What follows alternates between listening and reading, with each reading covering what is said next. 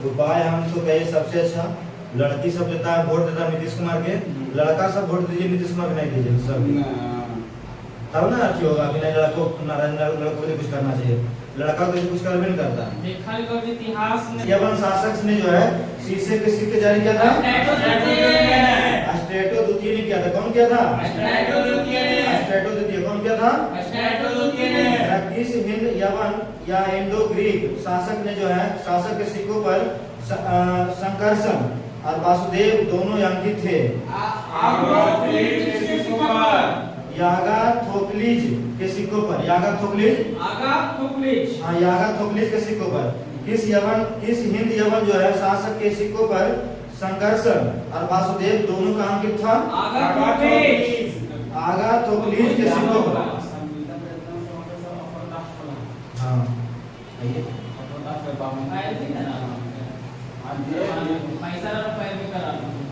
उसमें बहुत ज्यादा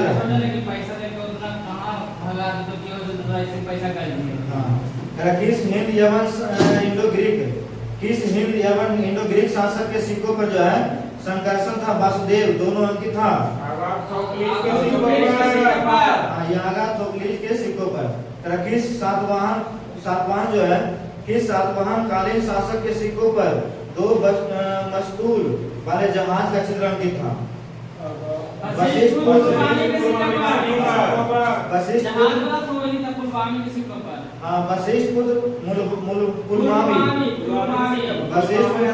के सिक्कों पर। किस सातवाहन कालीन शासक के सिक्कों पर जो है दो मस्तूल वाले जहाज का चित्र अंकित था? वशिष्ठ पुलमावी के सिक्कों पर। किस सातवाहन कालीन शासक के सिक्कों पर दो मस्तूल वाले जहाजों का चित्र अंकित है? पुलवामी के सिक्कों पर। आगे है कहा कि मौर्योत्तर कालीन सामाजिक स्थिति क्या था, उसे समझ प्रश्न है ना। तो कहा मौर्योत्तर काल में आए विदेशी शासकों को किस रूप में मान्यता मिला था? मलेच्छ के रूप में। किस रूप में मान्यता मिला था? मलेच्छ के रूप में। मौर्योत्तर काल में जो है आए विदेशी शासकों को किस रूप में मान्यता मिला था? मलेच्छ के रूप। मौर्योत्तर काल में आए विदेशी शासकों को किस रूप में मलेच्छ के मौर्योत्तर काल में आए विदेशी शासकों को किस रूप में मान्यता मिला था? मलेच्छ के रूप। मौर्योत्तर काल में आए विदेशी जो आया था उस समय मौर्योत्तर काल में, उसमें क्या कहा जाता था? मलेच्छ के रूप में जाना जाता था। किस रूप में जाना जाता था? मलेच्छ के रूप में। मौर्योत्तर काल में जो भी विदेशी आया उसको किस रूप में जाना गया था? मलेच्छ के रूप में। किस रूप में जाना गया था? मलेच्छ के रूप में। आगे है सामाजिक विधि संहिता मनुस्मृति की रचना किसके काल में हुआ था? मौर्योत्तर काल में। मनुस्मृति की रचना किस काल में हुआ था? मौर्योत्तर काल में। मनुस्मृति किस काल में हुआ था? मौर्योत्तर काल में। मनुस्मृति की रचना जो है किस काल में हुआ था? मौर्योत्तर काल में हुआ था। मनुस्मृति में कितने वर्ण संकर जातियों का उल्लेख मिलता है? लगभग 60 वर्ण संकरों का। मनुस्मृति में जो है कितने वर्ण संकर जातियों को उल्लेख मिलता है? 60 वर्ण संकरों का। आगे है परवर्ती काल की जो है कठोर सामाजिक व्यवस्था की आधारशिला किसके द्वारा निर्मित किया गया था? मनु संहिता के द्वारा। किसके द्वारा निर्मित किया गया था? मनु संहिता के द्वारा। परवर्ती काल की कठोर सामाजिक व्यवस्था की आधारशिला जो किसके द्वारा निर्मित किया गया था? मनु संहिता के द्वारा। किसके द्वारा किया गया था? मनु संहिता के द्वारा। आगे है मौर्योत्तर कालीन धर्म कला संस्कृति संबंधित प्रश्न है ना। भक्ति का विकास किस काल के दौरान हुआ था? मौर्योत्तर काल में। भक्ति का जो विकास हुआ था किस काल में हुआ था? मौर्योत्तर काल में। भक्ति का विकास किस काल में दौरान हुआ था? मौर्योत्तर काल में। भक्ति का विकास किस काल में हुआ था? मौर्योत्तर काल में हुआ था। भक्ति का विकास हुआ था किस काल में हुआ है? मौर्योत्तर काल में हुआ था। कुषाण कालीन मूर्तियों के संग्रह भारत किस संग्रहालय में सर्वाधिक है? मथुरा संग्रहालय में। कुषाण कालीन मूर्तियों का संग्रह जो है भारत किस संग्रहालय में सर्वाधिक है? मथुरा संग्रहालय में। कुषाण कालीन मूर्तियों का जो संग्रह भारत किस संग्रहालय में सर्वाधिक है? आगे बुद्ध की धर्म चक्र मुद्रा है ना, ध्यान मुद्रा, अभय मुद्रा, वरद मुद्रा है ना, का निर्माण जो है किस कला के अंतर्गत हुआ था? गंधहार कला के अंतर्गत हुआ था, है ना। जितना भी बुद्ध भगवान के चक्र धर्म चक्र मध्य मुद्रा में थे, ध्यान मुद्रा में थे, अभय मुद्रा में, वरद मुद्रा का जो निर्माण हुआ था किस कला के अंतर्गत हुआ था? गंधहार कला के अंतर्गत। गंधहार कला के अंतर्गत किस कला के अंतर्गत हुआ था? गंधहार कला के अंतर्गत। बुद्ध की धर्म चक्र मुद्रा, ध्यान मुद्रा, अभय मुद्रा, वरद मुद्रा का निर्माण जो है किस कला के अंतर्गत हुआ था? गंधहार कला के अनुसार। हाँ, गंधहार कला के अनुसार। बौद्ध धर्म, आगे बौद्ध धर्म से संबंधित जो है सबसे पुराने पट्टचित्र किस स्थान पर पाए गए थे? गया, सांची और भरूच में। गया, सांची और भरूच में। गया, सांची और भरूच में। बौद्ध धर्म से संबंधित जो है सबसे पुराने पट्टचित्र किस स्थान पर पाया गया था? गया, सांची और भरूच में। गया, सांची और भरूच में। गया, सांची और भरूच में। सांची के स्तूप को वेदिका के चारों दिशाओं में 4 तोरण लगा दिया गया था। सातवाहन युग में। सातवाहन युग में। किस युग में जो है सांची के स्तूप को वेदिका के चारों दिशाओं में जो है 4 तोरण लगाया गया था? सातवाहन युग में। सातवाहन युग में। किस युग में लगाया गया था? सातवाहन युग में। सातवाहन युग में। किस युग में सांची के स्तूप के देविका के चारों जो है दिशाओं में, चारों दिशाओं में 4 तोरण द्वार लगाया गया था? सातवाहन युग में। सातवाहन युग में। मूर्ति पूजा, मूर्ति पूजा का प्रारंभ जो है किस काल से माना जाता है? कुषाण काल से। कुषाण काल से। मूर्ति पूजा को किस काल से माना जाता है? कुषाण काल से। कुषाण काल से। मूर्ति पूजा का प्रारंभ जो है किस काल से माना जाता है? कुषाण काल से। कुषाण काल से। मूर्ति पूजा का प्रारंभ जो है किस काल से माना जाता है? कुषाण काल से। कुषाण काल से माना जाता है। पेशावर में स्थित कनिष्क चैत्य का निर्माण किसके द्वारा किया गया था? अगिलास द्वारा। हाँ, अगिलस के द्वारा किया गया। किसके द्वारा किया गया था? अगिलस के द्वारा। अगिलस के द्वारा। पेशावर में जो है स्थित कनिष्क चैत्य का निर्माण किसके द्वारा किया गया था? अगिलास के द्वारा। अगिलस के द्वारा किया गया था। किसके द्वारा किया गया था? अगिलस के द्वारा। अगिलस के द्वारा। पेशावर में स्थित जो है कनिष्क चैत्य का निर्माण किसके द्वारा किया गया था? अगिलस के द्वारा। हाँ, अगिलस के द्वारा। कुषाण काल के दौरान जो है विख्यात मूर्ति कला की गंधहार शैली किसका मिश्रण है? भारत ग्रीक शैली का। भारत ग्रीक शैली का। भारत ग्रीक शैली का। कुषाण काल के दौरान जो है विख्यात मूर्ति कला की गंधहार शैली किसका मिश्रण है? भारत ग्रीक शैली का। भारत ग्रीक शैली का। कुषाण काल के दौरान जो है विख्यात मूर्ति कला का गंधहार शैली किसका मिश्रण है? भारत ग्रीक शैली का। भारत ग्रीक शैली का। आगे है मौर्योत्तर कालीन विज्ञान और प्रौद्योगिकी से संबंधित प्रश्न, है ना। मौर्योत्तर कालीन विज्ञान और प्रौद्योगिकी से संबंधित प्रश्न जो है पहला क्वेश्चन है कि औषधि का महान विशेषज्ञ चरक किसकी राजसभा में रहता था? कनिष्क। और औषधि का महान विशेषज्ञ था चरक, जिसकी राजसभा में रहता। किसकी राजसभा में रहते थे? कनिष्क के। चरक जो है औषधि का महान विशेषज्ञ थे, जो किसके राजसभा में रहते थे? कनिष्क के दरबार में। किसके दरबार में रहते थे? कनिष्क के दरबार में रहता था चरक। हाँ, कनिष्क के दरबार में रहते थे चरक। आगे है मानसून की खोज।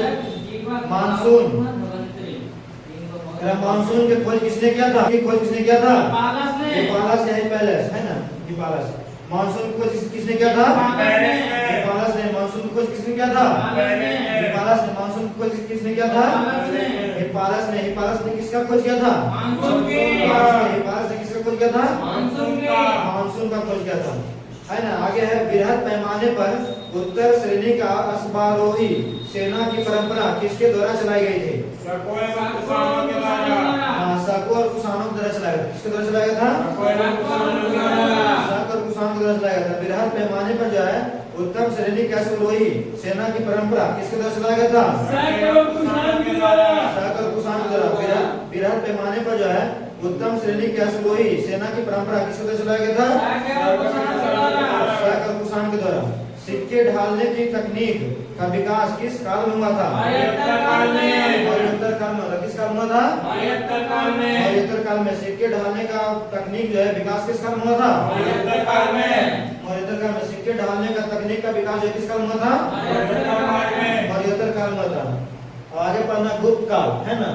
गुप्त काल से संबंधित प्रश्न। गुप्त वंश के बारे में पढ़ना है। तो गुप्त वंश के बारे में सबसे पहला क्वेश्चन है, प्रश्न है कि गुप्त वंश के प्रारंभिक राजाओं की चर्चा किसमें मिलता है? पर्याप्त प्रशस्ति में। पर्याप्त प्रशस्ति यानी जो इसका लेखक चंद्रगुप्त है। समुद्रगुप्त के पर्याप्त प्रशस्ति में। गुप्त वंश का जो चर्चा मिलता है कहाँ मिलता है? समुद्रगुप्त के पर्याप्त प्रशस्ति में। समुद्र के पर्याप्त प्रशस्ति में गुप्त वंश के प्रारंभिक राजाओं की चर्चा जो है किससे मिलता है? किससे मिलता है? पर्याप्त प्रशस्ति में। पर्याप्त प्रशस्ति में। बिलसड स्तंभ लेख का संबंध किस गुप्त शासक से है?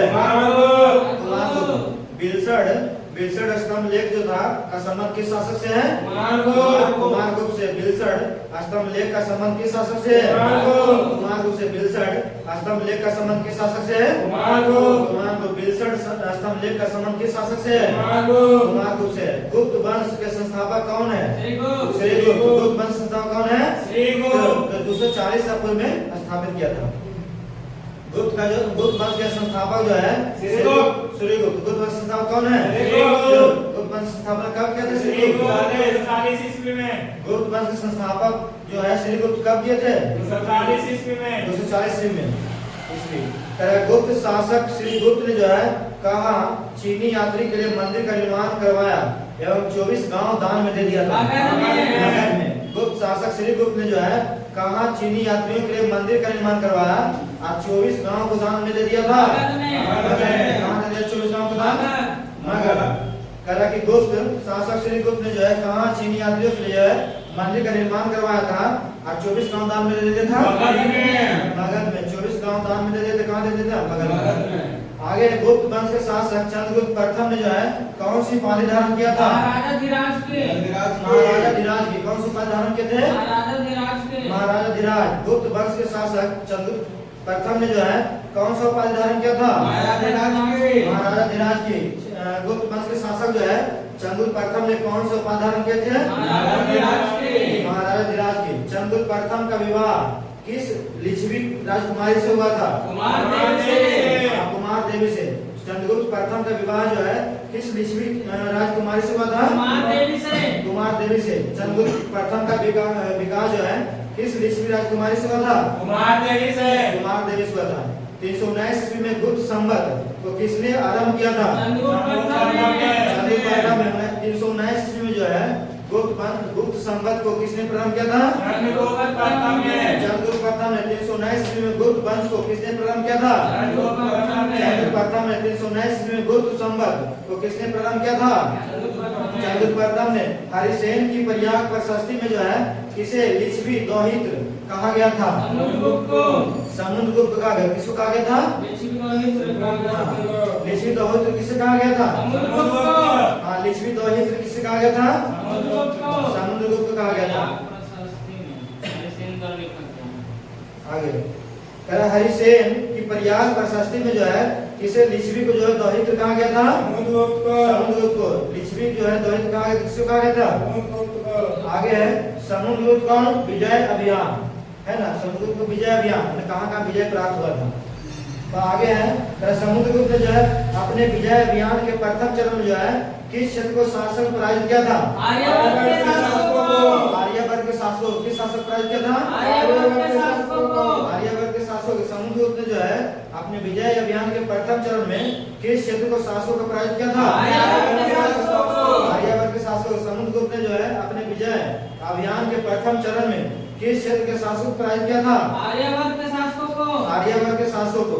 समुद्रगुप्त ने तृतीय चरणों के दौरान किन राज्यों को पराजित किया था? विंध्य क्षेत्र के 8 राज्यों को। विंध्य क्षेत्र के 8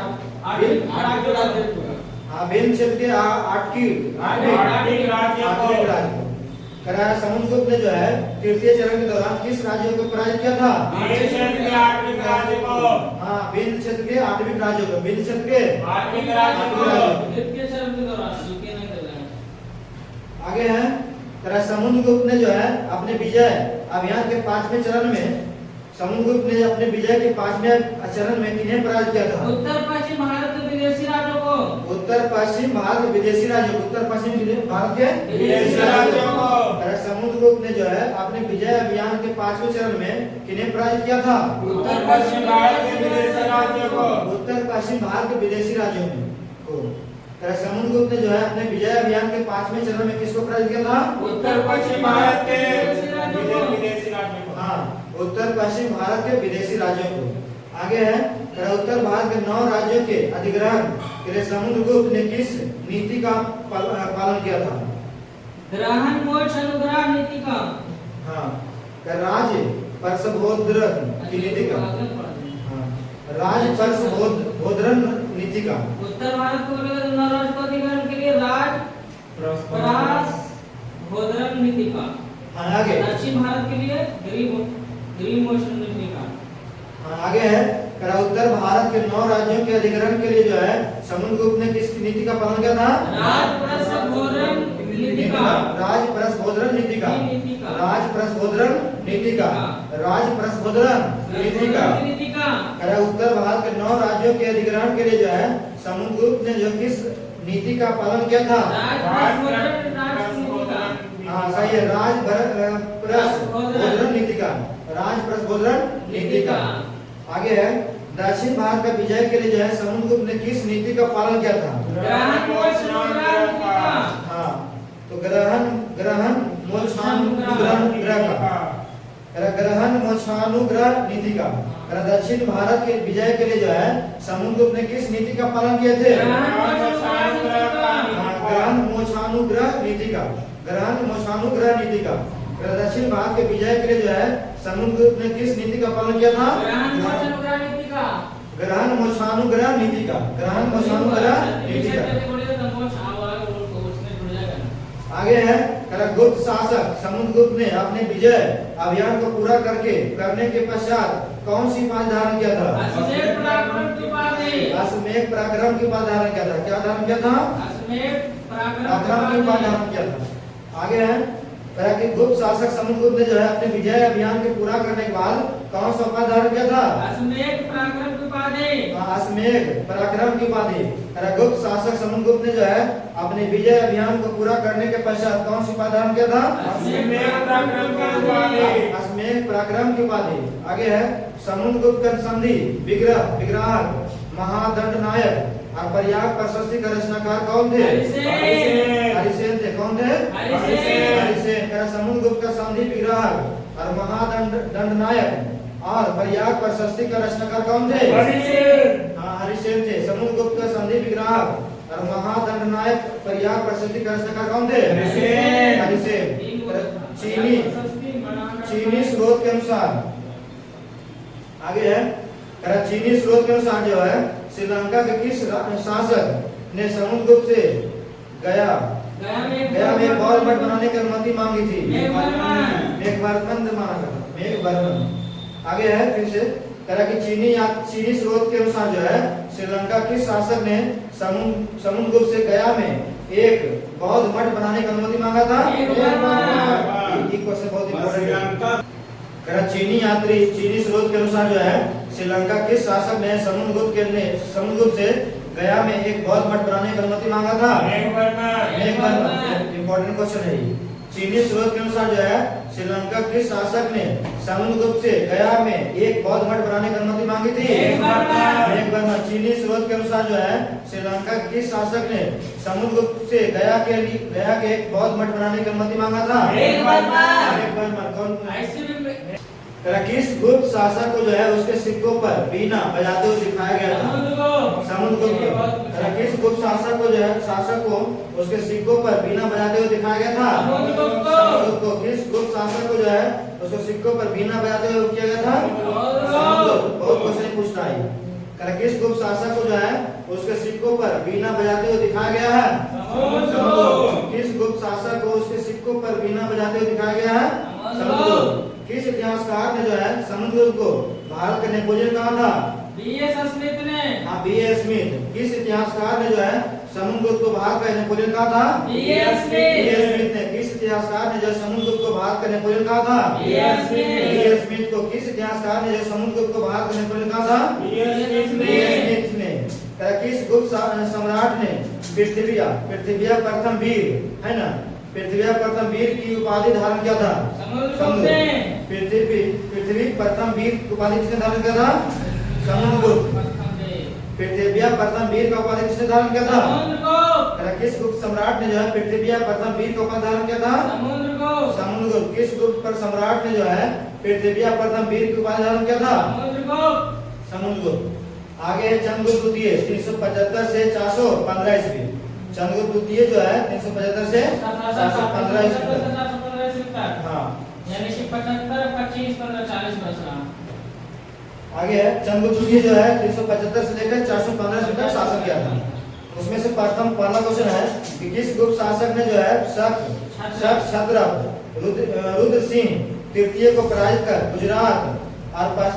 गुजरात और पश्चिमी तट के प्रसिद्ध बंदरगाह मृगी कच्छ पर है ना परिधान कर लिया था चंद्रगुप्त द्वितीय। इसने क्या था? चंद्रगुप्त द्वितीय। किस गुप्त शासक ने जो है शक क्षत्रप रुद्र सिंह तृतीय को पराजित कर गुजरात और पश्चिम तट के प्रसिद्ध बंदरगाह मृगी कच्छ पर अधिकार कर लिया था? चंद्रगुप्त द्वितीय। हाँ फिर से क्वेश्चन बताइएगा, बार बार बताइएगा, क्या बोलिएगा तो थोड़ा सीखिएगा।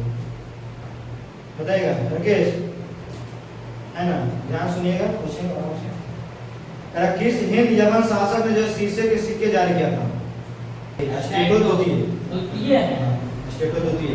स्टेटो तो याद है।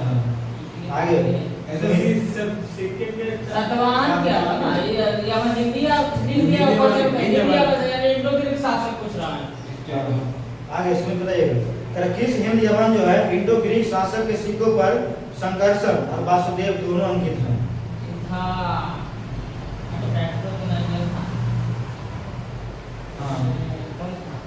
बताओ आगे लैट को सही है। आगे लैट को सोक्लिस के सिक्का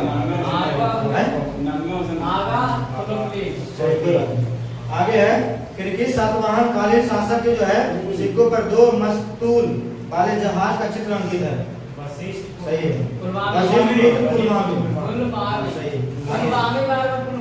वशिष्ठ पुत्र पुलमावी।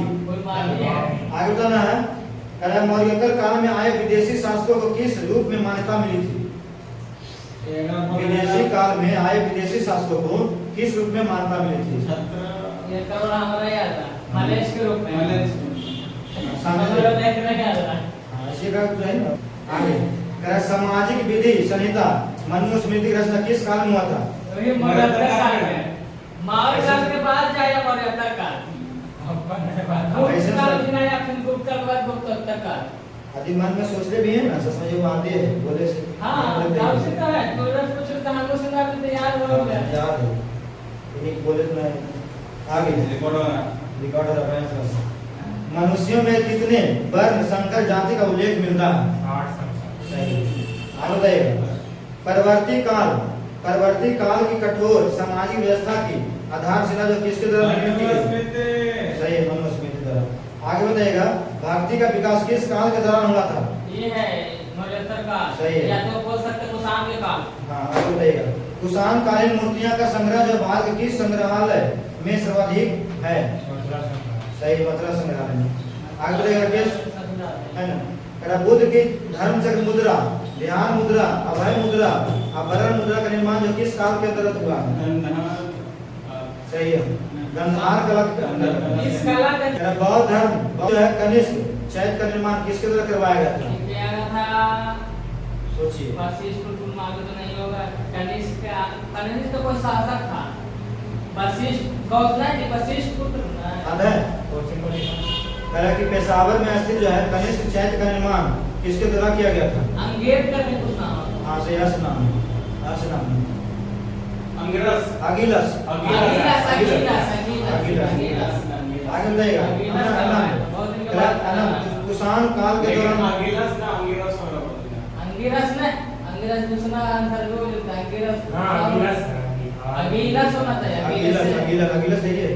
आगे बताइए कुषाण काल के दौरान जो है विख्यात मूर्तिकला के गंधार शैली किसका मिश्रण है? गंधार शैली किसका मिश्रण है? ना भारत में। हाँ सही, भारत ग्रीक। आराम से टाइम दें, कोई दिक्कत नहीं। भारत ग्रीक से आगे बताइएगा औषधि का महान विशेषज्ञ चरक किसकी माने सभा में थे? कनिष्क। सही। आगे बताइएगा मानसून की खोज किसने किया था? हिप्पालस ने। आगे बृहद पैमाने पर जो है उत्तम श्रेणी के अश्वारोही सेना का परंपरा किसके द्वारा चलाई गई थी? सही है, का कुषाण के द्वारा। आगे बढ़ेगा सिक्के ढालने की तकनीक का विकास किस काल में हुआ था? सिक्के ढालने की विकास किस काल में हुआ था? मौर्योत्तर काल। मौर्योत्तर काल। मौर्योत्तर काल चल रहा था। आगे आगे बताइएगा, कह रहा गुप्त वंश से संबंधित प्रश्न है ना। अब आगे गुप्त का गुप्त आएगा, गुप्त का रहेगा। ऐसे सुनो प्रश्न, कह रहा गुप्त वंश के प्रारंभिक राजाओं की चर्चा किससे मिलता है? ये मिलता है पर्याप्त संस्कृति से। सही है, समुद्र के पर्याप्त संस्कृति से। समुद्र गुप्त चर्चा है, लेकिन पर्याप्त संस्कृति के लिए हरिसेन है। हरिसेन आगे है, हाँ अभिलेख है। आगे बताना है अनंत बिलसड़ स्तंभलेख का संबंध किस गुप्त शासक से है? बिलसड़ बताइए। बिलसड़ स्तंभ का संबंध किस गुप्त शासक से है? नाम क्या है? कुमार। कह रहा है कि सारिपुत्र के गुप्त शासक श्री गुप्त ने जो है कहाँ चीनी यात्री के लिए मंदिर का निर्माण करवाया और 24 गांव को दान किया था? बताइए। नगर शांति में रखे। गुप्त वंश के शासक चंद्रगुप्त प्रथम ने जो है कौन सा उपाधि धारण किया था? सही, महाराजाधिराज। समुद्रगुप्त प्रथम का विवाह जो है किस लिच्छवी राजकुमारी से हुआ था?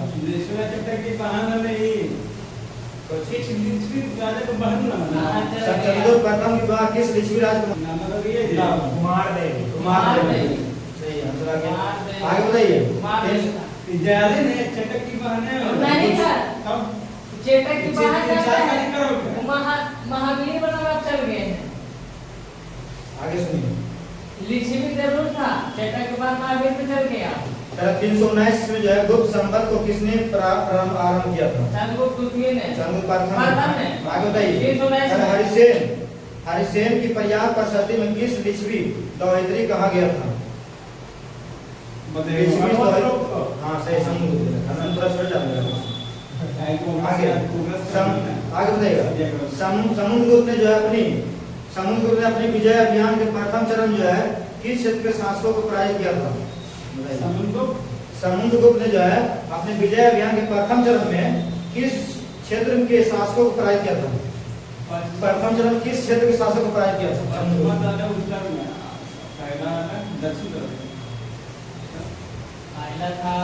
उत्तर में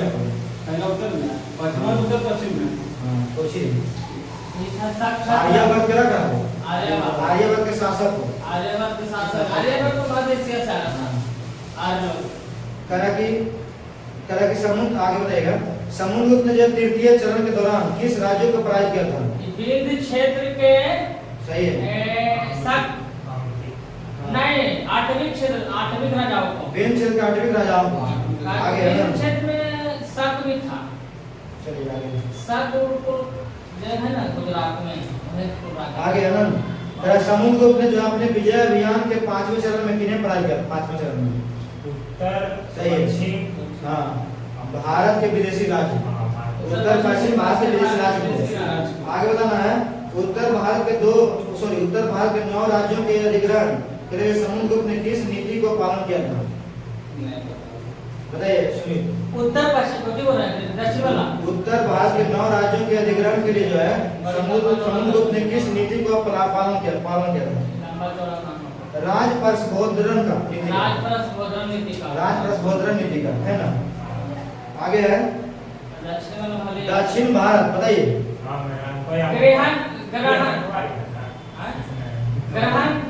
ग्रहण मोक्षानुग्रह। आगे गुप्त शासक समुद्रगुप्त ने जो है अपने विजय अभियान को पूरा करने के पश्चात कौन सा उपाधि धारण किया था? गुप्त शासक समुद्रगुप्त ने जो है जब विजय अभियान को पूरा कर लिया तो उसके पश्चात कौन सा उपाधि धारण किया?